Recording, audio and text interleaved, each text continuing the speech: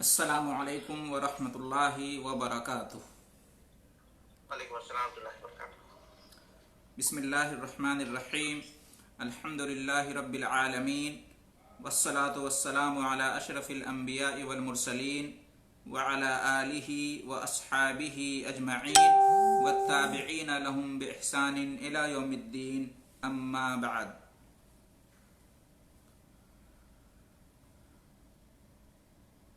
अल्लाह तबारक व तआला की हम्द व सना और नबी अकरम सल्लल्लाहु अलैहि वसल्लम और आपके आलो अस्हाब पर दुरूद व सलाम के बाद तमाम नाज़रीन और सामईन का बहुत बहुत शुक्रिया। हम बारगाह इलाही में दुआगो हैं कि हमारी नीयतों को अल्लाह रब्बुल आलमीन दुरुस्त और पाकीज़ा बनाए और हम जो मेहनत कर रहे हैं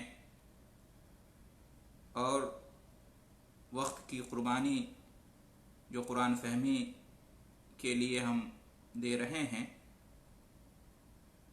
अल्लाह रब्बुल आलमीन इसे कबूल फरमाए, इसे हमारे लिए भी नफ़ा बख्श बनाए और दूसरों तक पहुँचाने की भी हमें तौफ़ीक़ मिले और इस सब की बरकत से दुनिया और आखिरत की तमाम सआदतें हमें हासिल हों। अल्हम्दुलिल्लाह, पिछले दर्स में हमने सूरह मुरसलात का आगाज़ किया था और 19 आयतों का तर्जमा और तफसीर अल्लाह की तौफीक से हमने हासिल की। आज इंशाअल्लाह आयत नंबर 20 से आयत नंबर 34 तक का तर्जमा और तफसीर हम हासिल करेंगे। पिछले दर्स में जो कुछ हमने जाना उसका खुलासा ये है कि सूरह मुरसलात की शुरू की आयतों में अल्लाह तबारक व तआला ने कसमें खाई हैं हवाओं की और फरिश्तों की, और इस बात पर कसमें खाई हैं कि क़यामत वाक़ई होकर रहेगी और इसमें कोई शक नहीं होना चाहिए, बल्कि इसके लिए तैयारी करनी चाहिए। फिर जब क़यामत वाक़ई होगी तो उस वक्त क्या हालात होंगे और क्या मनाजिर होंगे, उनमें से बाज़ की झलकियाँ पेश की हैं अल्लाह रब्बुल आलमीन ने। सितारों के बारे में कि वो बेनूर हो जाएंगे, आसमान के बारे में कि उसमें शगाफ पैदा हो जाएगा, पहाड़ों के बारे में कि वो फ़ज़ा में उड़ने लगेंगे, और क़यामत के दिन का एक मंज़र पेश किया कि उस दिन जो कि फ़ैसले वाला दिन होगा, जिस दिन फ़ैसला किया जाएगा अल्लाह रब्बुल आलमीन की तरफ से, उस दिन अल्लाह रब्बुल आलमीन अपने नबियों और रसूलों को सुनेगा। अल्लाह के अंबिया और रसूल अपनी अपनी उम्मतों के बारे में अल्लाह रब्बुल आलमीन के सामने बयान करेंगे, गवाही देंगे उनके हक़ में या उनके ख़िलाफ़, उनके आमाल के एतबार से। तो अल्लाह रब्बुल आलमीन के सामने अंबिया और रसूल इस गवाही के लिए हाजिर होंगे। उसके बाद फिर अल्लाह रब्बुल आलमीन ने अपनी एक सुन्नत, अपना एक दस्तूर बयान किया कि जो मुजरिमीन होते हैं, सरकश होते हैं, गुनहगार होते हैं और वो बाज नहीं आते, अपनी इस्लाह नहीं करते, तो हम ہم انہیں مزہ چکھاتے ہیں، ان پر ہم عذاب نازل کرتے ہیں،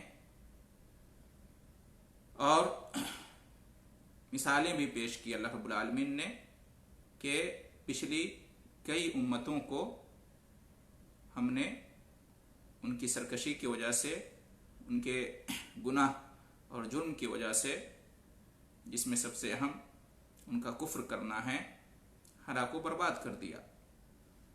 اور اس میں یہ پیغام بھی دیا مکہ کے کفار اور مشرکین کو، اور قیامت تک آنے والے تمام کفار، مشرکین، منکرین، سرکشوں اور باغیوں کو، ظالموں کو، کہ وہ بھی اگر پچھلی قوموں کی روش پر چلیں گے، کفر اور سرکشی پر جمے رہیں گے، توبہ نہیں کریں گے، اپنی اصلاح نہیں کریں گے، گناہوں کو نہیں چھوڑیں گے، تو ان کے ساتھ بھی اس طرح کا معاملہ دنیا میں پیش آ سکتا ہے، انہیں بھی سزا دی جا سکتی ہے۔ یقیناً اللہ اس بات پر قادر ہے، اور آخرت میں تو خیر عذاب ہوگا ہی۔ آج کا درس شروع ہوگا ہمارا سورہ مرسلات کی آیت نمبر 20 سے۔ اعوذ باللہ من الشیطان الرجیم، بسم اللہ الرحمن الرحیم۔ الم نخلقکم من ماء مہین، کیا ہم نے تمہیں ایک حقیر پانی سے پیدا نہیں کیا؟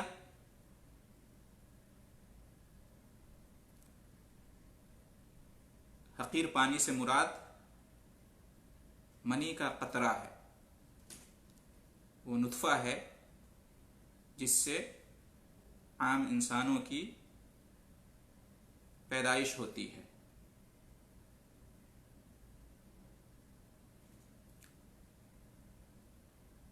آدم علیہ السلام، حوا علیہ السلام اور عیسیٰ علیہ السلام کے علاوہ تمام انسانوں کی پیدائش اسی حقیر پانی سے ہوئی ہے، منی کے قطرہ سے، نطفہ سے۔ تو اللہ رب العالمین نے یہاں فرمایا کہ الم نخلقکم من ماء مہین، کیا ہم نے تم کو پیدا نہیں کیا ہے حقیر پانی سے، معمولی پانی سے، ایک ایسے پانی سے جو بے قدر ہے، جس کی کوئی قیمت نہیں، جس کا کوئی وزن نہیں، ایسے معمولی اور حقیر پانی سے تمہیں ہم نے پیدا کیا ہے۔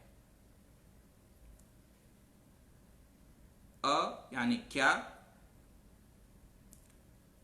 استفہام کے لیے ہے، لم یعنی نہیں، نفی کے معنی میں ہے۔ نخلقکم، ہم نے پیدا کیا تم کو، نخلقو اصل میں تھا لام داخل ہوا تو نخلق ہو گیا، لم داخل ہوا تو یہ فعل مضارع نخلقو جب لم داخل ہوا تو فعل ماضی منفی کے معنی میں ہو گیا۔ خلق یخلقو مطلب پیدا کرنا، نخلقو متکلم کا صیغہ ہے جمع کا، جس کا معنی ہوتا ہے ہم پیدا کرتے ہیں۔ جب لم داخل ہو گیا تو ہم نے پیدا نہیں کیا، یہ معنی ہے اس کا۔ الم نخلق، کیا ہم نے پیدا نہیں کیا، کم تم لوگوں کو، کو کی جمع ہے کم، کیا ہم نے تم لوگوں کو پیدا نہیں کیا، من ماء پانی سے، من سے، اور ماء پانی کو کہتے ہیں، من داخل ہوا تو ماء ہو گیا حرف جر کی وجہ سے۔ تو کیا ہم نے تم کو ایک پانی سے پیدا نہیں کیا، وہ کیسا پانی ہے، مہین، مہین پانی سے، یعنی حقیر پانی سے۔ مہین مینس حقیر، معمولی۔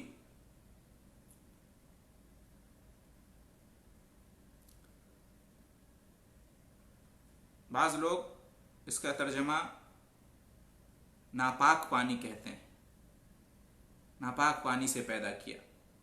یہ معنی درست نہیں ہے. مہین کا معنی ناپاک نہیں ہوتا ہے. مہین کا مطلب ہوتا ہے معمولی، حقیر. نجس یا ناپاک اس کا معنی نہیں ہوتا ہے.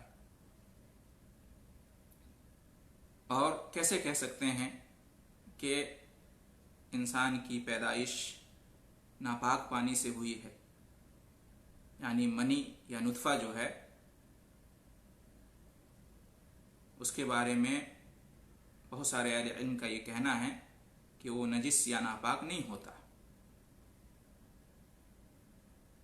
اس لیے کہ اگر وہ منی اگر ناپاک ہوگا تو پھر انسان ہمیشہ کے لیے ناپاک رہے گا، کبھی وہ پاک نہیں ہو سکتا، اس لیے کہ اسی سے اس کی پیدائش ہوئی ہے. اور انبیاء و رسول جیسی پاکیزہ ہستیاں اور شخصیات، ان کی پیدائش بھی اسی طریقے سے ہوئی ہے. تو لہٰذا بہت سارے اہل علم کا یہ کہنا ہے کہ منی ناپاک نہیں ہوتا. ہاں معمولی ہے، حقیر ہے، لیکن ناپاک نہیں ہے. لہٰذا ماء مہین کا معنی ناپاک پانی نہیں کرنا چاہیے، بلکہ معمولی پانی، حقیر پانی. اس میں اختلاف ہے. بعض اہل علم یہ بھی کہتے ہیں کہ یہ ناپاک ہے منی، اور یہ خارج ہوگا تو اس کو دھونا پڑے گا اور غسل کرنا پڑے گا. یعنی جس کپڑے میں لگ جائے، جس جگہ لگ جائے بدن کے حصے پر، اس کو دھونا ضروری ہے اور غسل کرنا بھی ضروری ہے.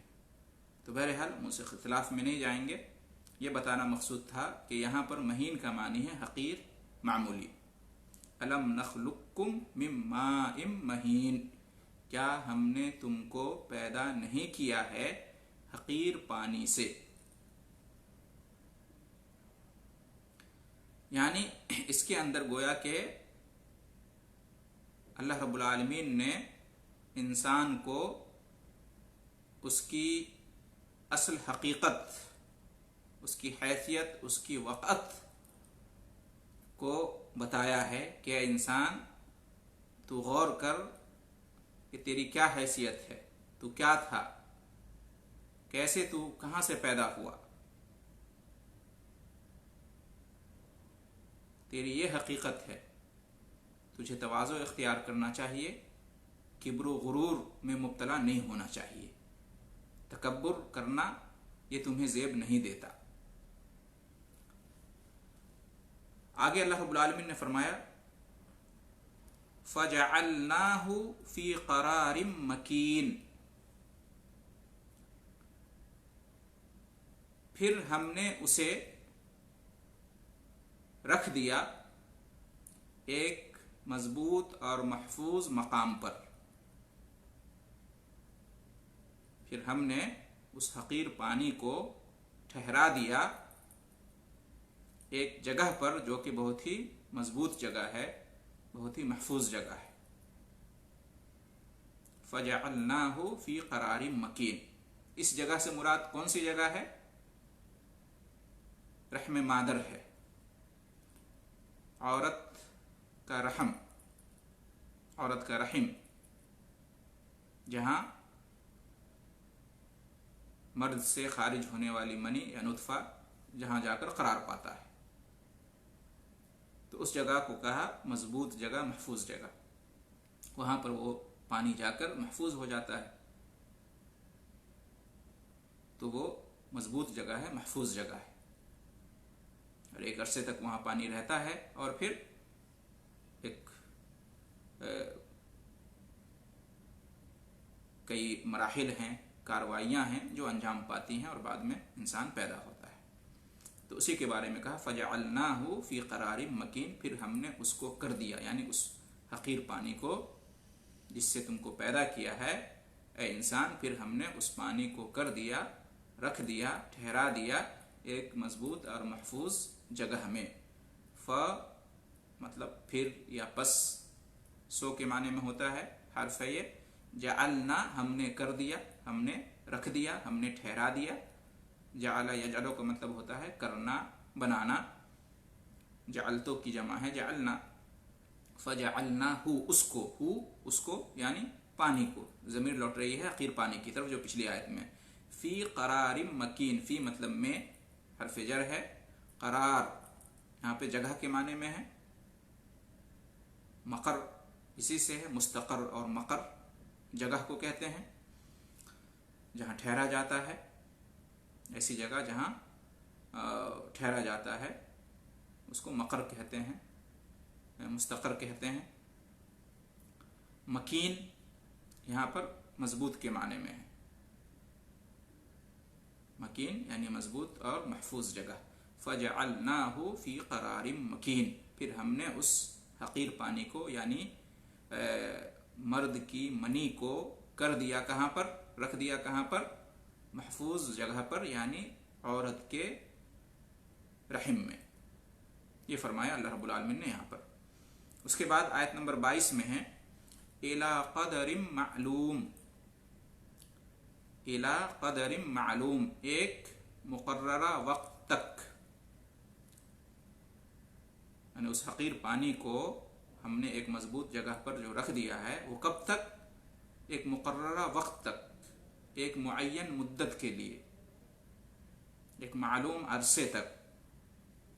اور اس مدت، اس وقت سے مراد حمل کی مدت ہے، 6 مہینہ یا 9 مہینہ جو عام طور سے مدت ہوتی ہے حمل کی. تو اتنے دنوں تک، اتنے عرصے تک، اتنے مدت تک ہم نے اس پانی کو اس جگہ پر رکھ دیا، یعنی مرد کے منی کو عورت کے رحم میں پورے حمل کے وضع ہونے تک رکھ دیا، 6 مہینہ، 8 مہینہ، 9 مہینہ جو بھی ہوتا ہے. الی قدر معلوم، الی مطلب تک حرف ہے، قدر، قدر سے مراد یہاں پر وقت ہے، مدت ہے، مقدار اسی سے ہے. اور معلوم سے مراد یہاں پر متعین، مقرر، یعنی مقرر وقت تک، متعین مدت تک. جیسا کہ ہم سب جانتے ہیں کہ ایک عرصے تک جو سب کو معلوم ہے عام طور سے انسان حمل کی حالت میں ہوتا ہے. اس کے بعد آیت نمبر 23 میں ہے فقدرنا فنعم القادرون. فقدرنا پھر ہم نے اندازہ لگایا، پھر ہم نے اندازہ کیا. فنعم القادرون پس ہم کیا خوب اندازہ کرنے والے ہیں،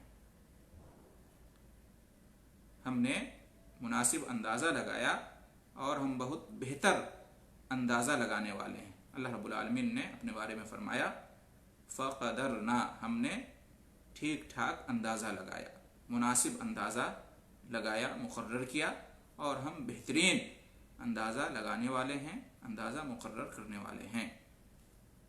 کیا مطلب اس کا؟ یعنی رحم مادر میں انسان کی جسمانی ساخت اور ترکیب کا ہم نے صحیح اندازہ کیا کہ انسان کے جسم کا کون سا حصہ کہاں پر ہو اور اس حصے کی مقدار کیا ہو، کتنا بڑا وہ حصہ ہو. ہم نے اچھی طرح سے ناپا، تولا. انسان کا قد کتنا بڑا ہو، انسان کے جسم میں جو اعضاء ہیں، 2 آنکھیں ہیں، 2 کان ہیں، 2 ہاتھ ہیں، 2 پیر ہیں، ان کے درمیان کتنا فاصلہ ہو. اور اسی طریقے سے جو تمام اعضاء ہیں، سر سے لے کر پاؤں تک، تمام اعضاء کے درمیان کتنا فاصلہ ہو، کتنی دوری ہو، اور ہر عضو کس جگہ پر فٹ ہو، یہ سب ہم نے اندازہ لگایا.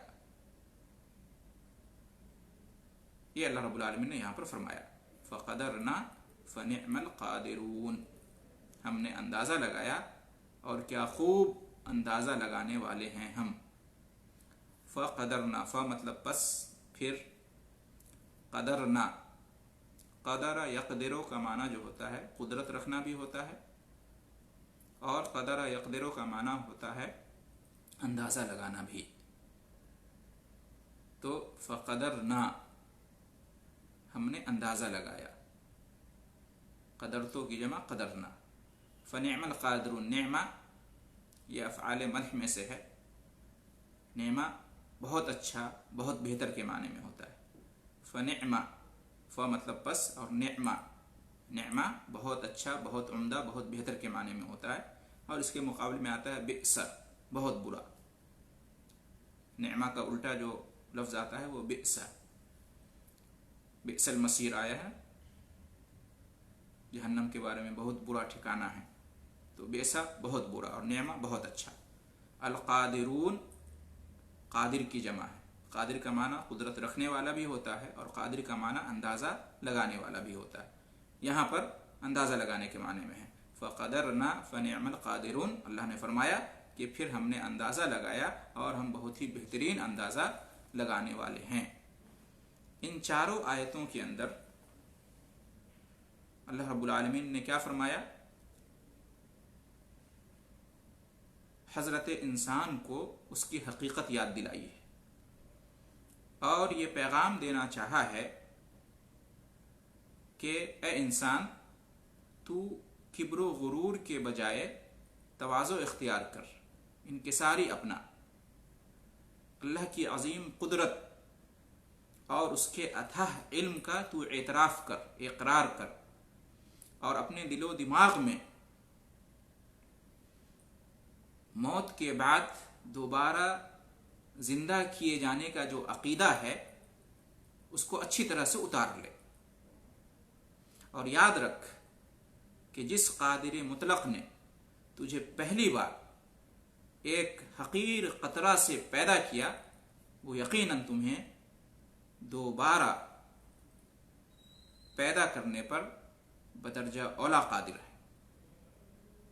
اس لیے اللہ رب العالمین نے فرمایا یہاں پر کہ اے لوگو، ہم نے تمہیں حقیر پانی کے ایک قطرہ سے پیدا کیا. ہم نے اس قطرے کو رحم مادر تک پہنچایا، اور وہاں ایک مدت معلوم تک وہ پانی کا قطرہ ٹھہرا رہا، اور اس میں نمو ہوتا رہا، افزائش ہوتی رہی. وہ پانی ترقی کرتا رہا، اور ترقی کی کئی مراحل اور مدارس سے گزرا، یہاں تک کہ وہ ایک مکمل ذی روح، جان والا بچہ یا انسان بن کر باہر نکل آنے کے قابل بن گیا. اس کے ذریعے سے اللہ رب العالمین اس حقیقت کو اجاگر کرنا چاہا ہے کہ وہ اللہ کہ جس نے اس قطرہ منی کو رحم کی تاریکیوں میں، اندھیروں میں مختلف مراحل سے گزارا، اور اس میں روح پھونک کر اسے باہر نکالا، وہ اللہ رب العالمین کی ذات برحق ہے، بڑی زبردست اور قدرت والی ذات ہے، اور وہی تمام تعریفوں کا حقدار اور مستحق ہے، وہی عبادت کے لائق ہے، اور اس کے سوا کوئی دوسرا رب نہیں، معبود برحق نہیں. اس کے بعد اللہ رب العالمین نے فرمایا آیت نمبر 23 کے اندر، آیت نمبر 24 کے اندر، وَيْلٌ يَوْمَئِذٍ لِّلْمُكَذِّبِينَ، وَيْلٌ يَوْمَئِذٍ لِّلْمُكَذِّبِينَ، خرابی ہے اس دن جھٹلانے والوں کے لیے. اس سے پہلے بھی آیت نمبر 15 میں یہ آیت گزر چکی ہے، یہ بات گزر چکی ہے. ویل یومئذ للمکذبین، ویل یعنی خرابی ہے، ہلاکت ہے، بربادی ہے، یا جہنم کی وادی ہے. یومئذ اس دن یعنی قیامت کے دن، للمکذبین جھٹلانے والوں کے لیے، یعنی جو لوگ اللہ رب العالمین کی قدرت کا انکار کرتے ہیں، اللہ تعالیٰ کی قدرت کو جھٹلاتے ہیں، اس بات کو جھٹلاتے ہیں کہ اللہ رب العالمین موجود ہے، اور وہی سب کا رب ہے، اور وہی معبود برحق ہے، اور وہ قادر مطلق ہے، مختار کل ہے، علام الغیوب ہے، بڑی حکمت والا ہے، اور وہ تمام لوگوں کو مرنے کے بعد قیامت کے دن دوبارہ زندہ کر کے اٹھائے گا۔ تو جو لوگ ان باتوں کا انکار کرتے ہیں، ان باتوں کو جھٹلاتے ہیں، اللہ کی وحدانیت کو، رسول صلی اللہ علیہ وسلم کی رسالت کو، اور آخرت اور اس کے معاملات کو، جو لوگ جھٹلاتے ہیں، جو لوگ نہیں مانتے ہیں، ان کے لیے اس دن، قیامت کے دن کیا ہے؟ بڑی خرابی ہے، ہلاکت و بربادی ہے اور جہنم کی وادی ہے۔ یہ آیت نمبر 24 میں اللہ رب العالمین نے فرمایا۔ آیت نمبر 25 میں فرمایا الم نجعل الارض کفاتا، الم نجعل الارض کفاتا، کیا ہم نے نہیں بنایا زمین کو سمیٹنے والی؟ کیا ہم نے زمین کو سمیٹنے والی نہیں بنایا؟ آیت نمبر 26 میں فرمایا احیاء و امواتا، سمیٹنے والی کیا مطلب؟ احیاء و امواتا، زندوں اور مردوں کو، یعنی دونوں آیت کو ہم ایک ساتھ جب ملا کر ترجمہ کریں گے تو ترجمہ یوں ہوگا کہ کیا ہم نے زمین کو زندوں اور مردوں کو سمیٹنے والی نہیں بنایا؟ کیا ہم نے نہیں بنایا زمین کو زندوں اور مردوں کو سمیٹنے والی، جمع کرنے والی؟ یہ مراد ہے، یہ ترجمہ ہے اس کا۔ کیا مطلب اس کا؟ زندوں اور مردوں کو زمین نے جمع کیا ہوا ہے، سمیٹا ہوا ہے، اور اللہ تعالیٰ نے زمین کو اس طرح سے بنایا ہے جیسا کہ ہم دیکھتے ہیں کہ جو زندہ لوگ ہیں وہ زمین کے اوپر، زمین کی پیٹھ پر، زمین کی پشت پر رہتے ہیں، بستے ہیں اور اس پر سوار ہیں گویا کہ، جبکہ جو لوگ مر جاتے ہیں وہ زمین کے اندر ہوتے ہیں، زمین کے پیٹ میں جمع ہو جاتے ہیں گویا کہ۔ تو اس لیے کہا کہ زمین کو، اللہ رب العالمین نے فرمایا کہ کیا ہم نے زمین کو زندوں اور مردوں کو سمیٹنے والی نہیں بنایا۔ اور صرف انسان ہی نہیں بلکہ جتنی بھی زندہ چیزیں ہیں اس میں سے بہت ساری چیزیں ہیں جو زمین پر رہتی ہیں اور زمین کے اندر بھی رہتی ہیں، جیسے کہ جو زندہ چیزیں ہیں وہ زمین پر رہتی ہیں، انسان کے علاوہ حیوانات بھی، نباتات بھی، یعنی جانور اور درخت وغیرہ، ان کے اندر بھی زندگی ہے، یہ بھی زمین کے اوپر رہتے ہیں۔ اور زمین کے اندر جو چیزیں رہتی ہیں وہ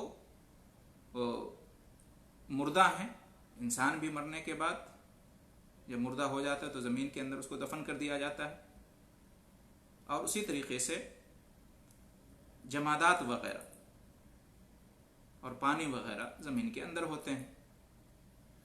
تو اللہ رب العالمین نے فرمایا کہ کیا ہم نے زمین کو زندوں اور مردوں کو سمیٹنے والی نہیں بنایا؟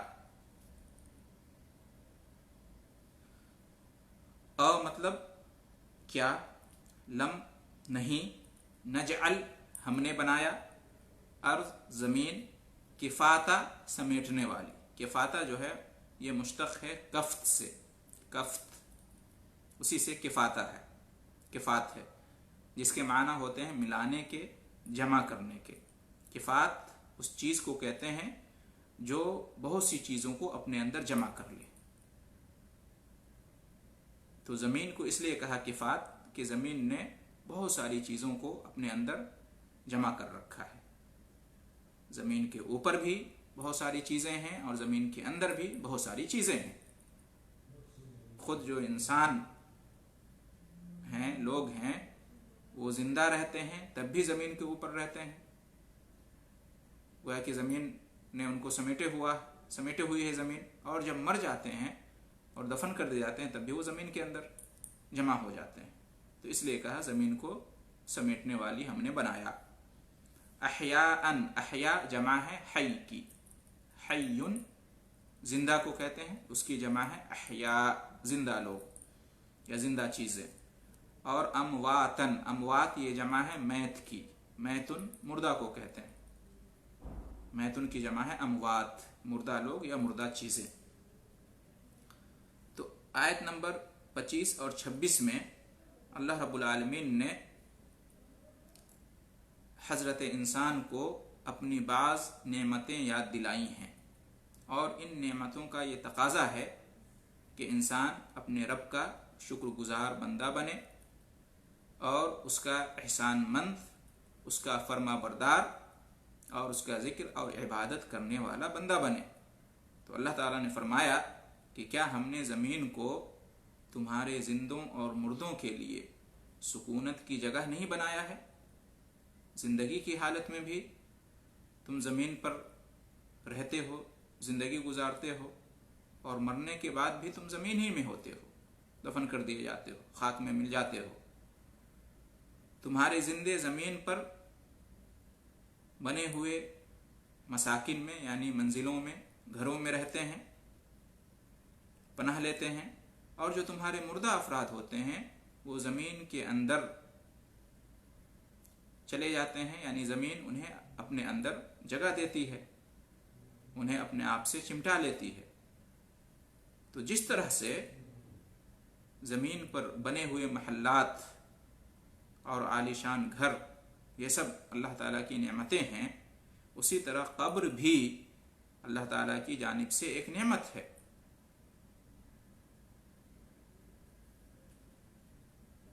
जहां मुर्दों को दफन किया जाता है। नेमत इस तरह से है, अल्लाह ताला ने ये निज़ाम बनाया, ये तरीक़ा सिखाया इंसान को तदफीन का, कि मरने के बाद भी इंसान का जिस्म जो है, मुर्दा जिस्म और बदन, वो बेहुरमती से, इहानत से महफूज रहे। कब्र के अंदर उसे दफन कर दिया जाए ताकि दरिंदा जानवर वगैरह और दूसरी चीज़ें उनकी बेहुरमती ना कर सकें, इहानत ना कर सकें। इंसान को मरने के बाद दफन कर दिया जाए, या इंसान डूब जाए, या इंसान जल जाए, हर सूरत में बिल आखिर खाक में मिल जाता है, और ज़मीन के जो अज्जा और अनासिर हैं उसी में लोग हर सूरत खप जाते हैं, चाहे दफन कर दिया जाए या जला दिया जाए या डूब जाए, इंसान मिट्टी ही में मिल जाता है। गोया कि ज़मीन और मिट्टी से इंसान का ये लगाव है। इस तरह से ज़मीन को अल्लाह ताला ने इंसान के लिए नेमत बनाई है कि हर तरह से ज़मीन, मिट्टी इंसान के काम आती है, ज़िंदगी में भी और मरने के बाद भी।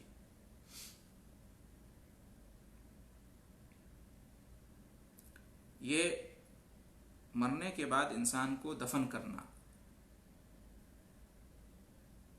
या मरने के बाद इंसान का मिट्टी में मिल जाना, ये इसलिए भी नेमत है, और बतौर नेमत यहाँ पर अल्लाह ने जिक्र किया है कि ज़रा तसव्वुर कीजिए, अगर मुर्दे मरने के बाद दफन न किए जाते ज़मीन में और खाक में नहीं मिल जाते, तो फिर उनके रखे जाने का इंतज़ाम क्या होता, कैसे होता? जिंदा लोग कितने परेशान होते उनको लेकर। ख़ास तौर से आज के ज़माने में हम देख रहे हैं, और आने वाले ज़माने में अल्लाह रब्बुल आलमीन आसानी फरमाए, आबादी जो बढ़ रही है, ज़िंदा लोगों के लिए रहने के लिए अच्छा इंतज़ाम नहीं है आजकल बहुत सारी जगहों पर, तो फिर मुर्दा लोगों को ज़मीन पर ऊपर कहाँ रखा जाता, लोग परेशान हो जाते। तो इस तरह से भी ये बात ज़ाहिर होती है कि मरने के बाद इंसान को कब्र में दफन करना, मिट्टी में, ज़मीन में, या जिनको दफन नहीं किया जाता उनका भी आखिर में मिट्टी में मिल जाना, खाक में मिल जाना, ये भी एक नेमत है अल्लाह रब्बुल आलमीन की तरफ से। और इससे ये भी मालूम होता है कि मरने के बाद इंसान को दफन करना ज़रूरी है। اور اسلام میں یہی قانون ہے، جلایا نہیں جاتا ہے بلکہ اسلام میں دفن کرنے کا طریقہ ہے، اس سے معلوم ہوتا ہے تدفین کی مشروعیت ثابت ہوتی ہے اس سے، اور میت کو دفن کرنے کی اہمیت اتنی زیادہ ہے کہ اس کے پیش نظر امام مالک کے ایک شاگرد ہیں ابن القاسم، ان سے ایک قول منقول ہے کہ کفن چور کا ہاتھ کاٹ دینا چاہیے، کفن چور کا ہاتھ کاٹ دینا، ہم جانتے ہیں کہ اسلام میں چور کی سزا کیا ہے، ہاتھ کاٹ دیا جانا، تو کہتے ہیں اگر کوئی کفن چوری کرتا ہے، قبر میں جا کر قبر کو کھود کر اور مردے کا کفن اگر کوئی چوری کرتا ہے تو اس کی بھی سزا کیا ہے، اس کا ہاتھ کاٹ دینا چاہیے۔ اسی آیت سے انہوں نے استدلال کیا، دلیل پکڑی ہے اور کہا کہ قبر کی جو حیثیت ہے مردہ کے لیے وہی ہے کہ جیسے زندہ کے لیے گھر کی حیثیت ہوتی ہے، ہم لوگ زندہ ہیں، ہمارے لیے گھر کی جو حیثیت ہے وہی حیثیت قبر کی ہے مردہ لوگوں کے لیے، لہٰذا وہاں جا کر جو چوری کرے گا تو اس کا ہاتھ کاٹ دیا جائے گا، یہ ان کا کہنا ہے۔ تو بہرحال آیت نمبر 25 اور 26 میں اللہ رب العالمین نے یہ بات بیان کی کہ ہم نے زمین کو سمیٹنے والی بنایا ہے، کہ زمین سمیٹے ہوئی ہے زندوں کو بھی اور مردوں کو بھی، زندوں کو اپنے اوپر اور مردوں کو اپنے اندر۔ آیت نمبر 27 میں اللہ رب العالمین نے فرمایا مزید نعمتوں کا ذکر کرتے ہوئے وَجَعَلْنَا فِيهَا رَوَاسِيَ شَامِخَاتٍ وَجَعَلْنَا فِيهَا رَوَاسِيَ شَامِخَاتٍ وَأَسْقَيْنَاكُمْ مَاءً فُرَاتًا۔ ترجمہ اس کا یہ ہے کہ اور ہم نے اس میں یعنی زمین میں بڑے اونچے پہاڑ بنائے ہیں، وَجَعَلْنَا فِيهَا رَوَاسِيَ شَامِخَاتٍ، اور ہم نے بنائے ہیں اس زمین میں بڑے اونچے پہاڑ، وَأَسْقَيْنَاكُمْ مَاءً فُرَاتًا، اور ہم نے تمہیں میٹھا پانی پلایا ہے، ہم نے تمہیں سیراب کیا ہے میٹھے پانی سے، تمہارے پینے کے لیے میٹھے پانی کا انتظام کیا ہے، وَأَسْقَيْنَاكُمْ مَاءً فُرَاتًا وَجَعَلْنَا فِيهَا، وہ مطلب اور، جعلنا ہم نے بنایا ہے، فِيهَا اس میں، فی مطلب میں، ہا ضمیر جو ہے اس وہ لوٹ رہی ہے کس کی طرف، زمین کی طرف، جو آیت نمبر 25 میں ہے، ہم نے اس میں بنایا یعنی زمین میں بنایا ہے، کیا بنایا ہے، رواسیہ شامخاتن، بڑے اونچے پہاڑ۔ رواسی جو ہے، رواسیہ یہ جمع ہے کس کی، راسیتن کی، راسیہ کی جمع ہے رواسی، جس کا معنی ہوتا ہے کہ ثابت اور جمے ہوئے پہاڑ، جمے ہوئے اور ثابت اپنی جگہ بالکل مقرر ثابت کھڑے ہوئے پہاڑ، گڑے ہوئے پہاڑ۔ شامخات یہ جمع ہے شامخہ کی، مراد اس سے بلند و بالا اور عظیم، بڑے، عالی شان، عظیم الشان، رواسیہ شامخاتن یعنی بڑے اونچے پہاڑ۔ وَأَسْقَيْنَاكُمْ، وہ مطلب اور، اسقینا ہم نے پلایا ہے، وَأَسْقَيْنَا اسقى يسقي اور ہم نے پلایا ہے، سیراب کیا ہے، کم تم کو، تم لوگوں کو، ماءً پانی، فراتا میٹھا پانی، ماءً فراتا میٹھا پانی، اور ہم نے تم کو میٹھا پانی پلایا ہے۔ آیت نمبر 27 میں اللہ رب العالمین نے یہ فرمایا کہ ہم نے زمین پر بڑے اونچے پہاڑ کھونٹے کے مانند گاڑ دیے ہیں تاکہ اس میں کوئی حرکت پیدا نہ ہو زمین کے اندر، اور تم اپنی زندگی آسانی کے ساتھ زمین پر گزار سکو، بسر کر سکو، اور بہت سارے منافع تم زمین سے اور پہاڑوں سے حاصل کر سکو، جیسا کہ ہم آج دیکھ رہے ہیں پہاڑوں سے بھی اور زمین سے بھی انسان کتنا فائدہ اٹھا رہے ہیں۔ اور اسی طریقے سے اللہ رب العالمین نے فرمایا کہ ہم نے تمہارے لیے میٹھے اور صاف پانی کا بھی انتظام کیا ہے، پہاڑ سے بھی پانی گرتا ہے، زمین سے بھی پانی نکلتا ہے، اور دونوں سے صاف اور میٹھے پانی نکلتے ہیں، اور انسان اللہ کے دیے ہوئے علم اور ہنر کے ذریعے سے پانی کو میٹھا کر لیتا ہے. تو اللہ رب العالمین نے فرمایا کہ کیا ہم نے ایسا نہیں کیا؟ تمہارے لیے زمین میں پہاڑ بنائے تاکہ تم زمین پر اچھی طرح سے رہ سکو اور دیگر فوائد اٹھا سکو. پانی کا بھی ہم نے تمہارے لیے انتظام کیا ہے. کیا ایسا نہیں کیا ہے؟ ان تمام سوالوں کا جواب ایک ہی ہے کہ ہاں، یقیناً اللہ رب العالمین نے یہ سب کچھ کیا ہے اور انسانوں کو یہ نعمتیں اللہ نے دی ہیں.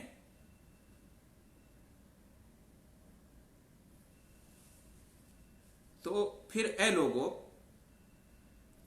تم کیوں اللہ کی ان نعمتوں کو جھٹلاتے ہو؟ کیوں اللہ کے بھیجے ہوئے پیغام کو نہیں مانتے ہو؟ اس کے رسول اور اس کی کتاب پر ایمان نہیں لاتے ہو؟ آگے اللہ رب العالمین نے فرمایا آیت نمبر 28 میں، وَيْلٌ يَوْمَئِذٍ لِلْمُكَذِّبِينَ، خرابی، بربادی، ہلاکت اور جہنم کی وادی ہے ان لوگوں کے لیے جو جھٹلانے والے ہیں، جو ان چیزوں کو جھٹلاتے ہیں، اللہ کی نعمتوں پر اس کا شکر ادا نہیں کرتے ہیں، بلکہ اللہ ہے اس کو بھی بہت سارے انسان جھٹلا دیتے ہیں، اس کو نہیں مانتے ہیں کہ اللہ موجود ہے اور اللہ سب کا رب ہے، معبود برحق ہے، اسی نے کائنات بنائی اور انسانوں کو پیدا کیا اور ساری نعمتوں سے نوازا. اس کو نہیں مانتے ہیں. بہت سارے لوگ منکر ہیں، ملحد ہیں، اور اللہ نے جو پیغام بھیجا اپنے رسولوں کے ذریعے سے اس کو نہیں مانتے ہیں، رسالت کا انکار کرتے ہیں، ایمان نہیں لاتے ہیں رسولوں پر، اور جو آسمانی کتابیں نازل فرمائی ہدایت کے لیے ان کو بھی نہیں مانتے ہیں. تو ایسے تمام جھٹلانے والے لوگوں کے لیے جو اللہ کی وحدانیت کو جھٹلاتے ہیں، رسالت کو جھٹلاتے ہیں، آخرت کو جھٹلاتے ہیں، ان سب کے لیے کیا ہے؟ ہلاکت و بربادی ہوگی قیامت کے دن. آیت نمبر 29 میں فرمایا اللہ رب العالمین نے، انطلقوا الی ما کنتم بہ تکذبون، ان سے کہا جائے گا، کن سے کہا جائے گا؟ جہنمیوں سے. قیامت کے دن جہنمیوں سے کہا جائے گا، ان جھٹلانے والوں سے، مجرمین سے، جو اللہ تعالیٰ کی قدرت کا، رسول کی رسالت کا اور کتاب ہدایت کا انکار کرتے تھے، آخرت کا، جنت جہنم کا، جزا و سزا کا، حساب کتاب کا انکار کیا کرتے تھے. ان کا ٹھکانہ قیامت کے دن جہنم ہے. تو ان جہنمیوں سے کہا جائے گا، انطلقوا الی ما کنتم بہ تکذبون، چلو اس کی طرف جسے تم جھٹلایا کرتے تھے، یعنی چلو اس جہنم کی طرف، جاؤ اس جہنم کی طرف جس کو تم دنیا میں جھٹلایا کرتے تھے، جس پر تمہارا ایمان نہیں تھا، تم آخرت کو مانتے ہی نہیں تھے، جنت جہنم پر تمہارا ایمان ہی نہیں تھا. تو آج جاؤ اسی جہنم کی طرف، دیکھ لو اپنی آنکھوں سے، مزہ چکھ لو اس جہنم کا جس کو تم مانتے ہی نہیں تھے. تو انطلقوا، چلو، جاؤ، بڑھو. انطلق ینطلق مطلب ہوتا ہے چلنا. تو انطلقوا، انطلق کی جمع ہے انطلقوا، امر کا صیغہ ہے، چلو. الی، طرف، کس طرف؟ ما کنتم بہ تکذبون، جس کو تم جھٹلایا کرتے تھے. ما جو یا جس کے معنی میں ہوتا ہے، موصول ہے. کنتم بہ، تم تھے اس کو، تکذبون، جھٹلاتے، تم ان کو جھٹلاتے تھے. تکذبون، کذب یکذب، تکذیب اس سے پہلے کئی بار آ چکا، جھٹلانے کے معنی میں ہوتا ہے. تو جس جہنم کو تم جھٹلایا کرتے تھے اس جہنم کی طرف چلو.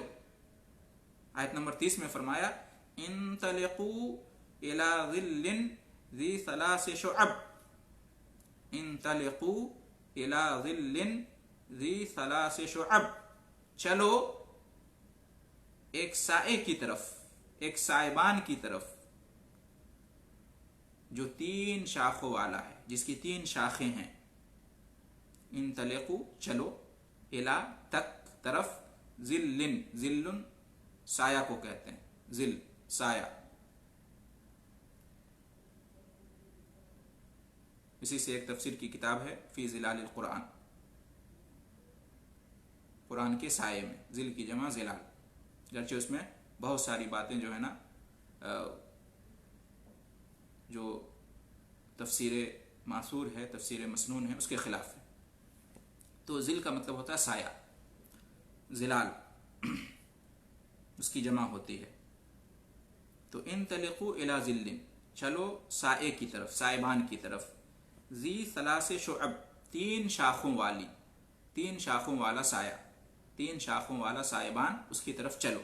ذی مطلب ذو اور ذی کا مطلب ہوتا ہے والا، اور ثلاث 3 کو کہتے ہیں، ثلاثہ، ثلاث 3 کو کہتے ہیں، اور شعب شعبتن کی جمع ہے شعب، شعبہ شاخ کو کہتے ہیں، برانچ کو کہتے ہیں، اس کی جمع ہے شعب، جیسا کہ حدیث میں آیا ہے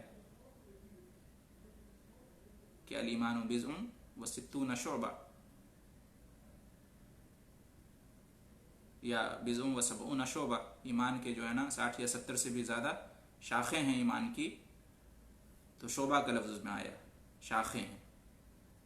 اعلیٰ قول لا الہ الا اللہ، سب سے بلند شاخ کیا ہے؟ لا الہ الا اللہ کا اقرار ہے۔ وہ ادنا ہے اماطۃ الاذی عن الطریق، اور سب سے کم درجے کی جو شاخ ہے، شعبہ ہے ایمان کا، وہ کیا ہے؟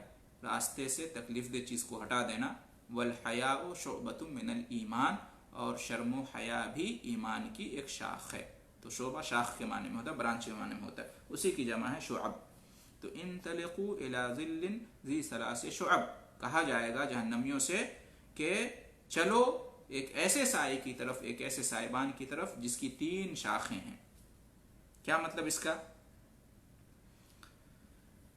اس سایہ یا سائبان سے مراد جہنم کا دھواں ہے۔ جہنم کا دھواں جہنم سے نکلے گا تو وہ بہت زیادہ دھواں ہوگا، تو بلند ہو کر جہنم کا دھواں 3 حصوں میں تقسیم ہو جائے گا، 3 جہتوں میں، 3 سمتوں میں پھیل جائے گا۔ تو اس لیے کہا کہ چلو اس سائے کی طرف جس کی 3 شاخیں ہوں گی۔ اللہ رب العالمین نے اس آیت نمبر 29 اور 30 میں فرمایا کہ جو لوگ دنیا کی زندگی میں آخرت، جنت، جہنم، اور خاص طور سے جہنم کے عذاب کو جھٹلاتے تھے، ڈرتے نہیں تھے اس سے،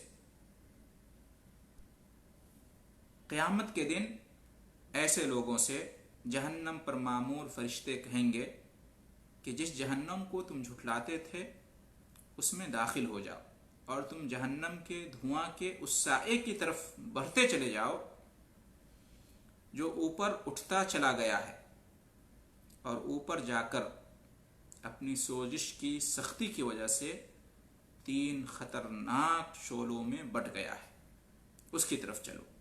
یہ فرشتے کہیں گے جہنمیوں سے، اسی کا بیان ہے اس کے اندر۔ آیت نمبر 31 میں ہے لا ظلیل ولا یغنی من اللہب، لا ظلیل ولا یغنی من اللہب، یہ جو سایہ ہوگا یعنی جہنم کا دھواں جس کو سایہ قرار دیا ہے، یہ سایہ کیسا ہوگا؟ نہ ٹھنڈک پہنچانے والا ہوگا اور نہ وہ آگ کی تپش سے بچائے گا۔ لا ظلیل، ظلیل کہتے ہیں سایہ دار کو، ظلیل سایہ دار کو کہتے ہیں، ذلن سایہ کو کہتے ہیں، ظلیل سایہ دار کو کہتے ہیں، اسی سے ہوتا ہے مظلہ، چھتری کو کہتے ہیں، چھاتا کو کہتے ہیں عربی میں، مظلہ یا مظلہ۔ تو لا ذلیل سایہ دار نہیں ہوگا وہ سایہ، یعنی وہ سایہ ٹھنڈا پہنچانے والا نہیں ہوگا، اس سایہ کا کوئی فائدہ نہیں ہوگا۔ لا ذلیل، کیوں؟ اس لیے کہ وہ جہنم کا دھواں ہوگا، جہنم کے دھواں کو سایہ یہاں پر کہا ہے، تو ایسا سایہ ظاہر سی بات ہے وہ ٹھنڈک پہنچانے والا نہیں ہوگا۔ لا ذلیل، ٹھنڈک پہنچانے والا نہیں ہوگا۔ ولا یغنی من اللہب، اور کوئی کام نہیں آئے گا آگ کے شعلوں سے، مطلب آگ کے جو شعلے ہوں گے اور آگ کی جو گرمی ہوگی، حرارت ہوگی، جہنم کی آگ کی جو تپش ہوگی، تمازت ہوگی، اس سے بچائے گا بھی نہیں۔ ولا یغنی من اللہب، اغنا یغنی کام آنے کے معنی میں ہوتا ہے، لا یغنی کام نہیں آئے گا، جیسے کہ فرمایا سورہ لہب میں ما اغنا عنہ مالہ وما کسب، ابو لہب کے کام نہیں آیا، نہ اس کا مال نہ اس کی کمائی۔ من اللہب، لہب کہتے ہیں शोला को, लहब कहते हैं आग की तपिश को, जो शोले की शक्ल में, चिंगारी और अंगारे की शक्ल में निकलती है। तो ये ऐसा साया होगा जो ना ठंडा करेगा और ना ही बचाएगा आग की तपिश से, इसलिए कि वो साया क्या होगा, वो जहन्नम का धुआं होगा। तो उसी के बारे में फरमाया ला ज़लीलिम वला युग़नी मिनल लहब, गोया के वो जो साया होगा जहन्नम का धुआं, वो किसी दरख्त या दीवार के साये के मानंद नहीं होगा। दुनिया में जो दरख्त का साया होता है या दीवार का साया होता है उसकी तरह नहीं होगा, जो इंसान को धूप से बचाता है, धूप की शिद्दत से, तमाज़त से, तपिश से बचाता है, और इंसान उस साये के नीचे जाकर आराम, राहत और आफियत महसूस करता है। ऐसा साया नहीं होगा। क्यों? इसलिए कि वो जो साया होगा जहन्नम का धुआं, वो जहन्नमी को आग की तपिश से नहीं बचाएगा और वहाँ कुछ भी जहन्नमियों के लिए सुकून फराहम नहीं करेगा।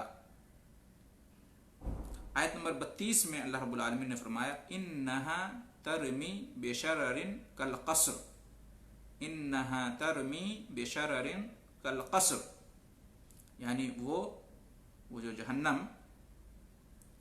का क्या हाल है, मतलब जहन्नम कैसी है उसके बारे में कह रहे हैं। वो जहन्नम महल के मानिंद बड़े बड़े अंगारे फेंकेगी।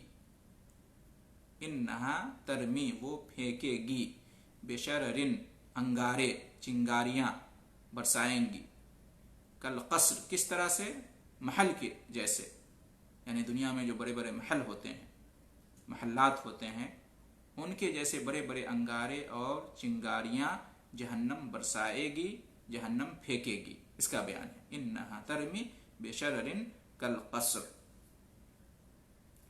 इन्नहा, बेशक वो, इन्ना बेशक, हा वो जो है ज़मीर किस तरफ लौट रही है, इट, इन्नहा जहन्नम की तरफ। इन्नहा बेशक वो जहन्नम, तरमी वो फेंकेगी, रमा यरमी का मतलब होता है फेंकना, फेंकेगी। इन्नहा तरमी वो फेंकेगी, बेशरर, क्या फेंकेगी, रमा यरमी का सिला बा आता है, शरर अंगारा को कहते हैं, चिंगारी को कहते हैं। तो वो अंगारा फेंकेगी, चिंगारी बरसाएगी। किस तरह का अंगारा होगा, चिंगारी होगी, कल क़स्र, महल के मानिंद। कल क़स्र, क जो है ये मिस्ल के माने में, जैसे, मानिंद, और क़स्र महल को कहते हैं, इसकी जमा क़ुसूर होती है। अल क़स्र जमा अल क़ुसूर, महल को कहते हैं। तो जैसे बड़े बड़े महल होते हैं, आलीशान महल, उस तरह से अंगारे होंगे, बड़े बड़े चिंगारियां होंगी जो जहन्नम से निकलेंगी। जहन्नम गोया कि इन अंगारों को, चिंगारियों को बरसाएगी, फेंकेगी। आयत नंबर 33 में ये आयत नंबर 32 थी। आयत नंबर 33 में अल्लाह रब्बुल आलमीन ने फरमाया कअन्नहु जिमालतुन सुफ्र, कअन्नहु जिमालतुन सुफ्र, वो अंगारा कैसा होगा, कअन्नहु गोया के वो अंगारा जर्द सियाह ऊंट के मानिंद होगा। कअन्नहु जिमालतुन सुफ्र, वो अंगारे गोया के जर्द सियाह ऊंटों के मानिंद होंगे। कअन्नहु गोया के वो, कअन्ना गोया के माने में आता है। जिमालतुन जमल से है, जमल ऊंट को कहते हैं, उसी से है जिमालतुन, ऊंट। सुफ्र ये जमा है असफर की, असफर कहते हैं येलो, पीला, सियाह, जर्द को। और उसी तरह से अरब में ये असवद के माने में भी इस्तेमाल होता है, सियाह के माने में भी इस्तेमाल होता है, यानी ऐसा जर्द रंग जो सियाह माइल हो। कअन्नहु जिमालतुन सुफ्र, तो ऐसे ऊंटों के मानिंद होंगे, काले काले ऊंट, जर्द माइल व सियाह ऊंट जो होते हैं, उनकी तरह से जहन्नम के अंगारे और शरारे होंगे, ये मुराद है। वो अंगारे गोया के जर्द सियाह ऊंट होंगे। मतलब इसका क्या है, मतलब इसका ये है कि जहन्नम की एक एक जहन्नम की आग की चिंगारी जो होगी, अंगारा जो होगा, इतनी बड़ी होगी, एक एक चिंगारी, एक एक अंगारा इतना बड़ा होगा कि जैसे कोई महल हो, जैसे कोई किला हो। फिर हर चिंगारी, हर अंगारे के मजीद इतने बड़े बड़े टुकड़े हो जाएंगे कि जैसे, या इतने छोटे छोटे टुकड़े हो जाएंगे जैसे कि जर्द या सियाह ऊंट होते हैं, काले ऊंट होते हैं। पहले जब चिंगारी निकलेगी, अंगारा निकलेगा, तो महल की जैसा और किला के जैसा बड़ा बड़ा होगा। फिर उसके टुकड़े होंगे, उसके बहुत सारे हिस्से होंगे जो काले ऊंट के मानिंद होंगे। ये कहा गया है। चुनांचे हम दुनिया में भी देखते हैं कि जब चिंगारी आग से झरती है तो बड़ी होती है, फिर बहुत से छोटे छोटे टुकड़ों में तकसीम हो जाती है और जमीन पर गिर जाती है। तो यहां पर तशबीह दी गई है शुरू की हालत में, कि शुरू की हालत में जब चिंगारी निकलेगी, अंगारा निकलेगा जहन्नम से, तो किला और महल के बराबर होगा। और फिर दूसरी जो तशबीह दी गई है आखिरी हालत की, कि जब चिंगारी और अंगारा निकलेगा तो उसके बाद कई हिस्सों में, टुकड़ों में तकसीम हो जाएगा, तो वो काले ऊंट के मानिंद हो जाएंगे। गोया के जहन्नम की आग से बड़े बड़े शरारे उठेंगे जो बड़े बड़े महलों के बराबर होंगे। फिर वो छोटे छोटे टुकड़ों में तकसीम हो जाएंगे जो जर्द सियाह ऊंटों के बराबर होंगे। ये अल्लाह रब्बुल आलमीन ने आयत नंबर 32 और 33 में फरमाया है। गोया कि वो आग ऐसी होंगी कि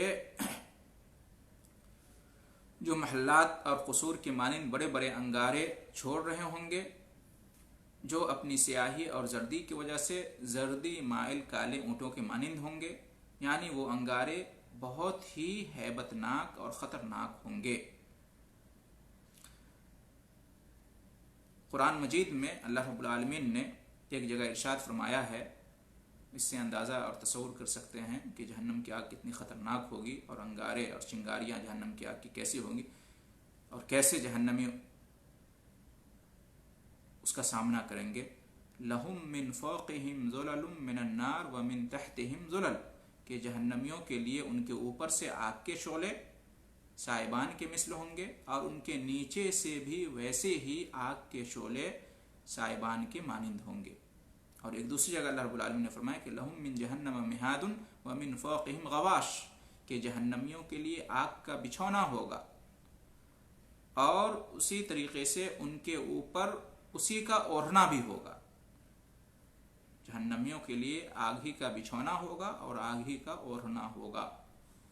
इतनी खतरनाक जहन्नम जगह है। तो उसी की एक झलकी यहाँ पर पेश की गई है, एक झलक पेश की गई है कि जहन्नम के जो शरारे होंगे वो कैसे होंगे। बड़े महल के मानिंद वो निकलेंगे और फिर छोटे हिस्सों में तकसीम हो जाएंगे, काले ऊंट के मानिंद नजर आएंगे। इससे ये मालूम होता है कि जहन्नम की जो आग होगी वो काली आग होगी, जो कि सबसे खतरनाक आग होती है। सफ़ेद पहले जहन्नम की आग थी, फिर लाल हुई, फिर जो है काली हुई, ऐसा हदीसों में आता है। और ये भी मालूम हुआ इससे कि जहन्नम जो होगा तारीक होगा, अंधेरा होगा। और ये भी मालूम हुआ कि जहन्नम जो है ना बहुत बुरी नज़र आएगी, उसका मंजर बहुत ही बुरा होगा, बहुत ही नागवार होगा। और जहन्नम की आग सख्त हरारत वाली आग होगी। अल्लाह रब्बुल आलमीन हम तमाम को आफियत में रखे और अल्लाह रब्बुल आलमीन हमें जहन्नम से बचाए। जब भी जहन्नम का जिक्र आए तो अल्लाह ताला की जहन्नम से पनाह मांगना चाहिए। इससे पहले भी बताया जा चुका है कि जब इंसान अल्लाह रब्बुल आलमीन से 3 बार जन्नत का सवाल करता है तो जन्नत कहती है अल्लाह रब्बुल आलमीन से कि तू इसे जन्नत दे दे, इसकी दुआ कबूल फरमा ले।